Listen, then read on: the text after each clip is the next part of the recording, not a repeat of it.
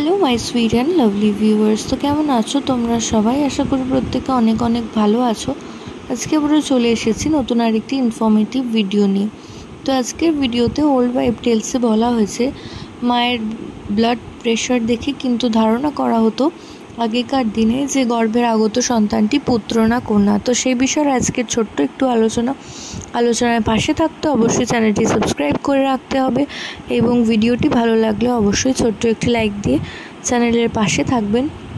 তো old wife tales অনুযায়ী মনে করা হতো যদি দেখেন থ্রুআউট প্রেগনেন্সিতে মায়ের ব্লাড প্রেশারে কোনো রকম হেরফের হয়নি, অর্থাৎ ভীষণই নর্মাল রয়েছে, 120 থেকে 128 এই ধরনের প্রেশার রয়েছে, তো সেই ক্ষেত্রে ধারণা করা হতো যে গর্ভের আগত সন্তান কিন্তু একজন ফুটফুটে কন্যার সন্তান আসতে চলেছে।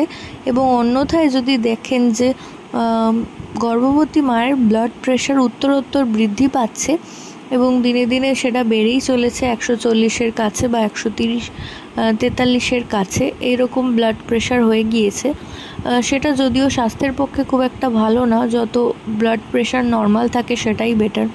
তো যদি দেখেন যে গর্ভাবস্থায় ব্লাড প্রেশার ধীরে ধীরে বাড়ছে, তো সেক্ষেত্রে ধারণা করা হতো যে গর্ভের আগত সন্তানটি কিন্তু পুত্র সন্তান আসতে চলেছে। তো আশা করছি ভিডিওটা আপনাদের কাজে আসবে। প্রত্যেকে ভালো থাকুন, সুস্থ থাকুন এই কামনা করে ভিডিও এখানেই শেষ করলাম। নমস্কার।